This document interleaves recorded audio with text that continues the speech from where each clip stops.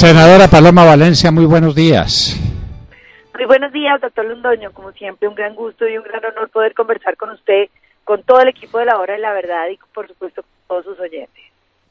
Bueno, senadora, nuestros oyentes, que son de larga memoria, aplaudiendo los esfuerzos que se están haciendo para conseguir el triunfo de Iván Duque en la primera vuelta, que desde luego a eso hay que dedicárselos todos. No hay que escatimar ningún trabajo que se haga para conseguir ese resultado salvador para el país.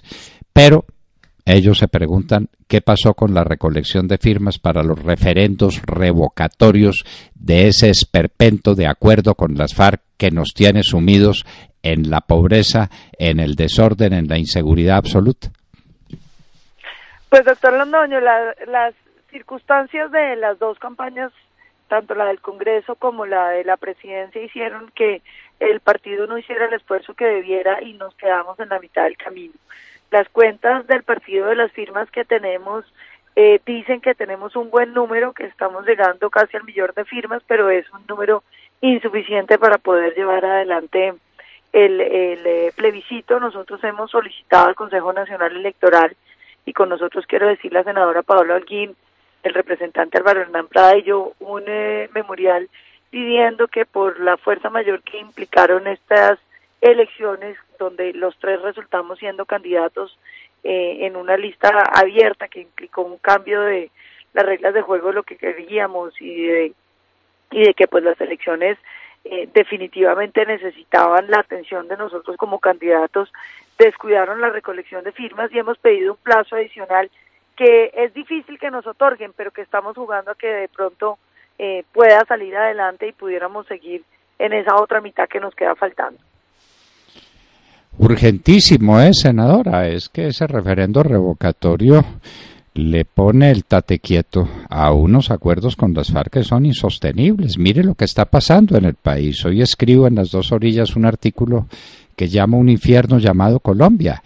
¿Qué es sino su tierra, el Cauca, especialmente en la zona del Pacífico, sino un infierno? Y el departamento de Nariño, otro infierno. La región de Tumaco, ni hablar. El Catatumbo, eso no lo habíamos visto en la historia. Usted es muy jovencita. Yo podría ser su padre y tengo recuerdos de muchas cosas que pasaron en Colombia, nada como esto. Nada parecido a ver una región entera convertida en una reunión de pueblos fantasmas, donde la gente no puede ni salir a la puerta de la casa. Senadora, estos referendos revocatorios, si no se hacen ahora, habrá que hacerlos algún día.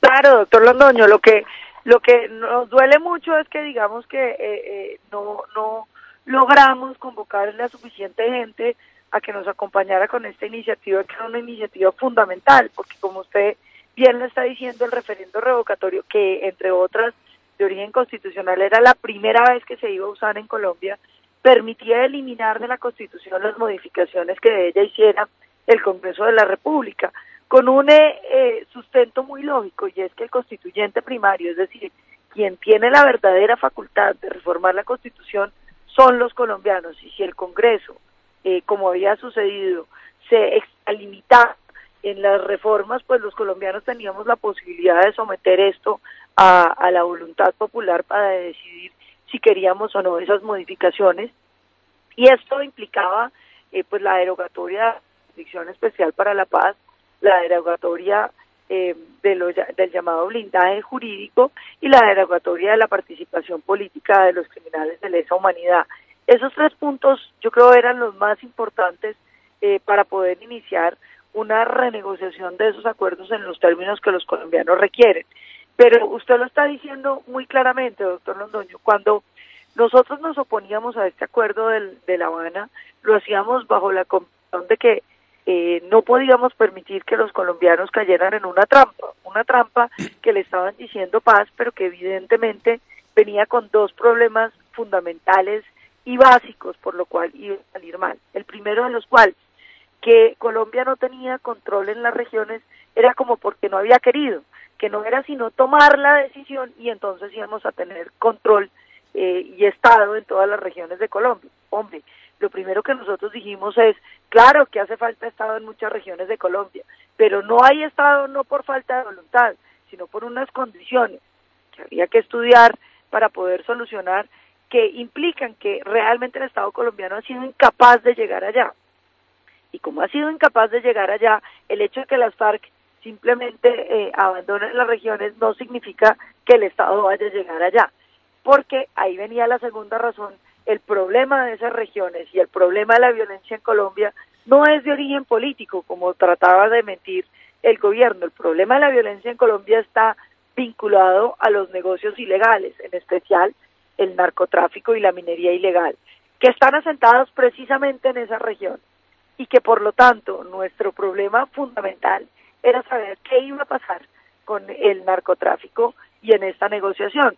Cuando se empezó a conocer lo que estaba pasando en la negociación, se vislumbró claramente que las FARC no iban a entregar el negocio, primero porque no había la obligación real en los acuerdos de abandonar el negocio, ni de entregar las rutas, ni de delatar los socios, ni de delatar a quienes quedaran. Segundo, porque rápidamente observamos que las disidencias empezaron a ser aquellas que tenían mayor acceso a esos recursos del narcotráfico. Y tercero, porque ya por último supimos que el propio Santrich estaba metido en los negocios y seguía vendiendo droga a pesar de estar desmovilizado.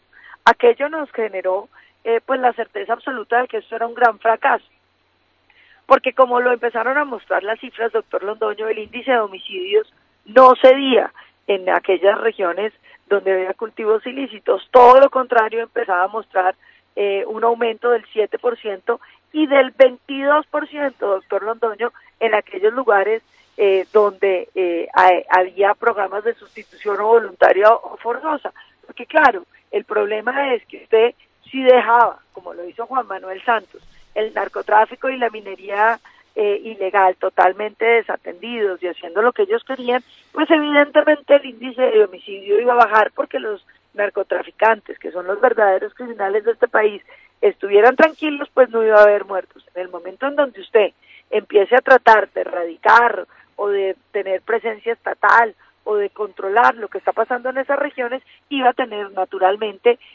un aumento de los conflictos, un aumento de la violencia, un aumento de la presión sobre los campesinos y sobre los habitantes de esa región.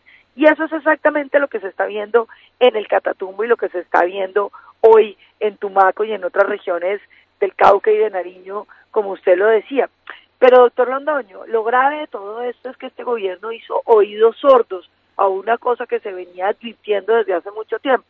Yo quiero recordar que hace, ya que serán casi 3 años, el gobierno de Juan Manuel Santos decidió suspender la aspersión aérea y decidió suspender la erradicación forzosa de los cultivos en el Catatumbo.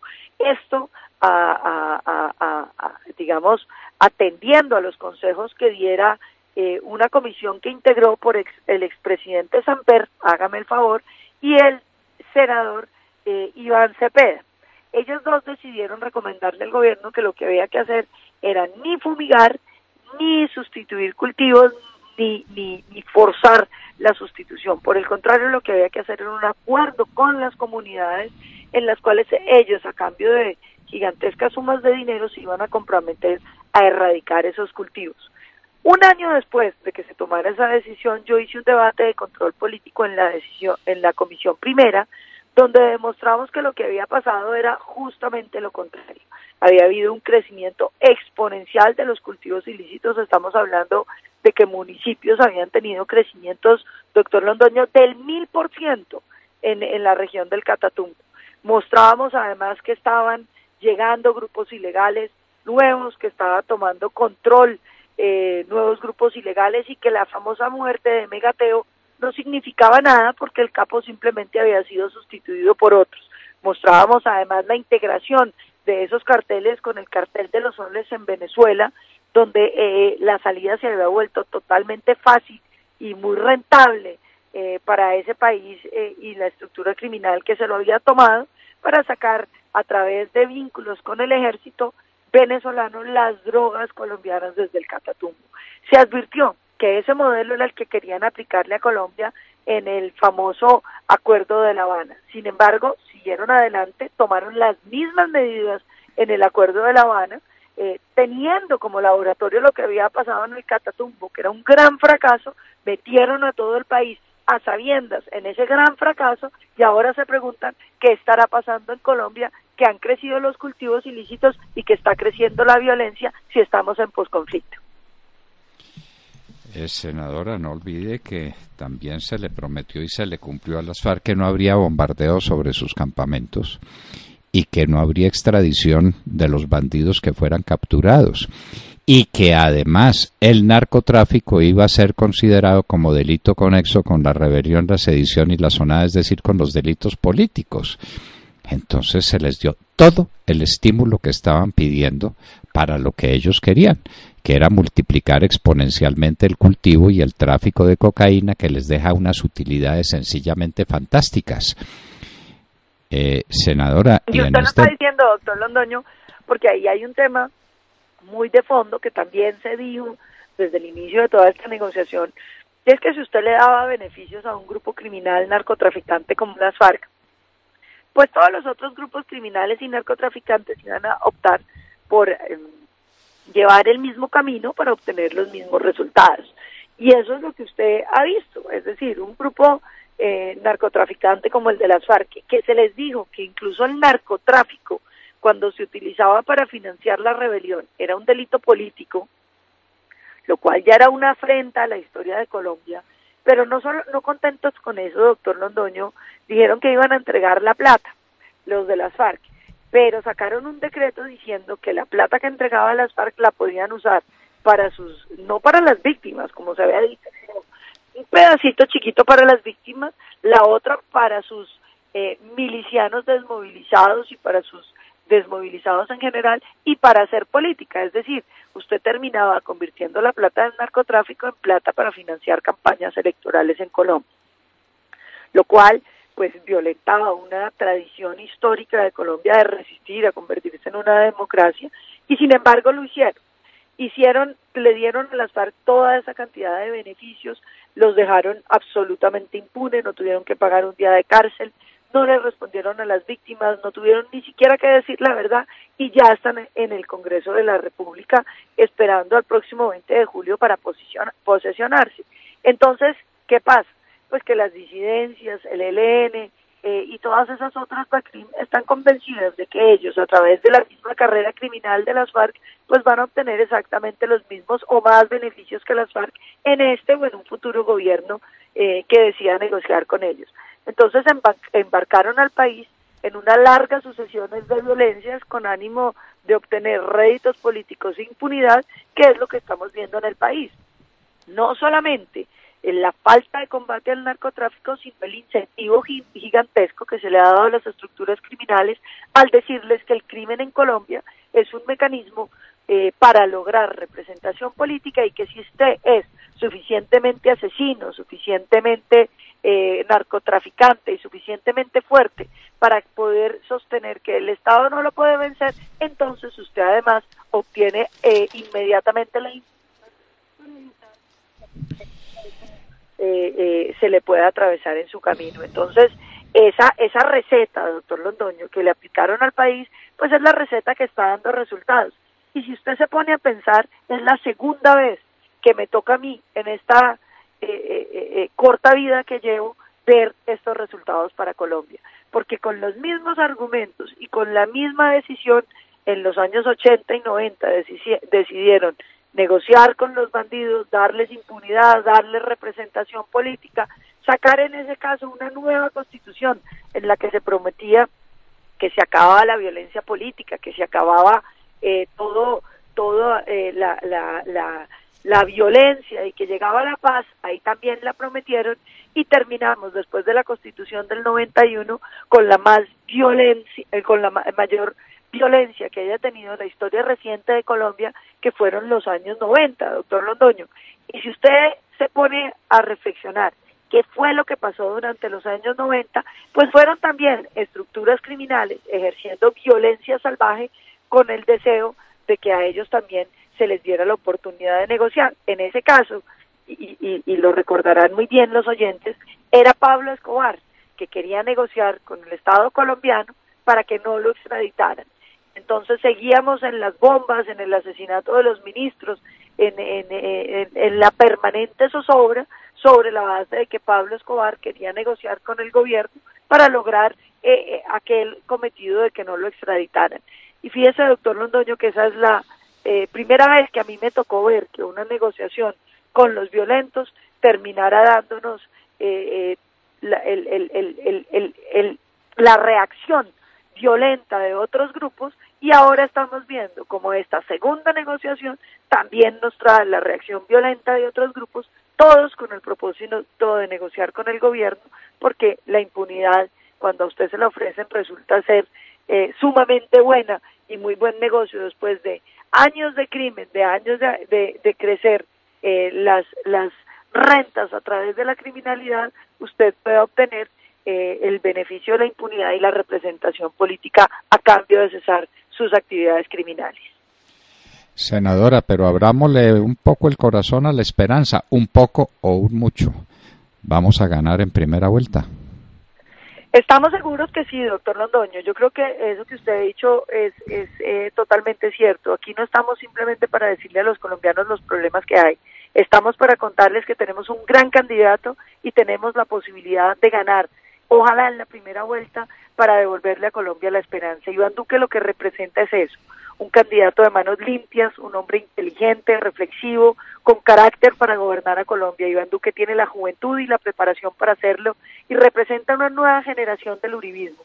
Una generación, doctor Londoño, que además significa para Colombia la posibilidad de ser gobernados por una nueva generación que no tiene los vicios del clientelismo, de la politiquería, una generación que viene bien formada, que viene con entusiasmo y con toda la voluntad de gobernar bien a Colombia. Iván Duque representa hoy la posibilidad de prohibir la dosis personal de droga para que no haya más niños envenenados en Colombia. Iván Duque significa la protección de los niños a través de la cadena perpetua para los violadores. Pero Iván Duque sobre todo representa la recuperación económica, que es fundamental para que ese anhelo que tenemos los colombianos de tener empleo pueda ser una realidad.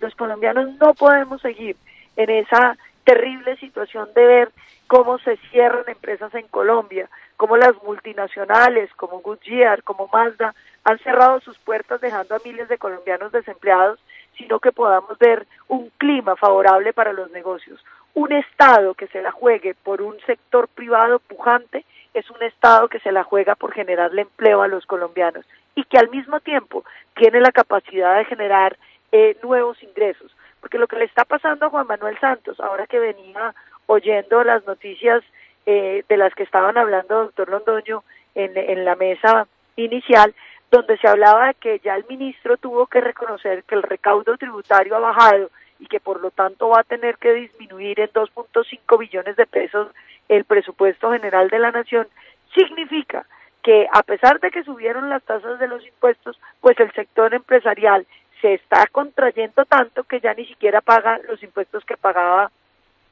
antes.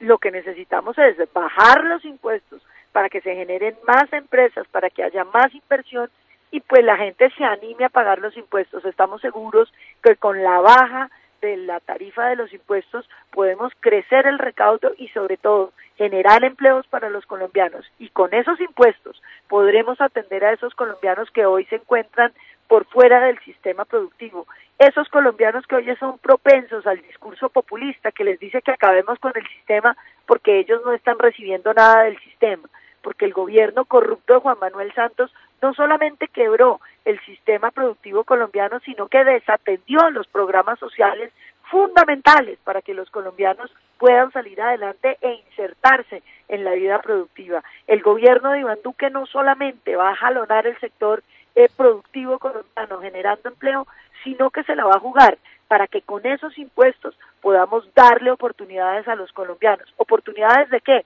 Oportunidades de educación, para hacer una gran revolución educativa que ponga a los colombianos en capacidad de poder transformar sus propias vidas.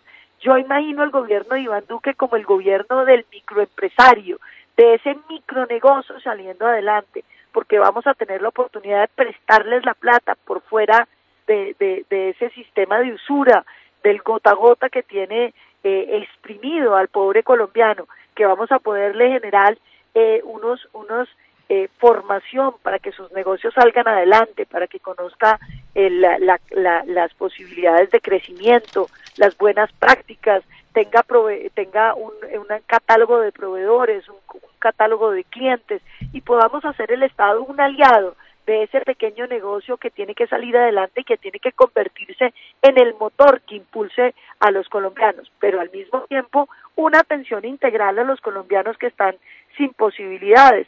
Vamos a subir, como lo ha dicho Iván Duque, gradualmente, pero con certeza, a 200.000 pesos mensuales el subsidio al adulto mayor. Vamos a lograr la jornada única escolar para que los niños puedan desayunar, puedan almorzar, puedan tomar onces y puedan tomar un refrigerio antes de irse para la casa, garantizando la nutrición de los niños colombianos.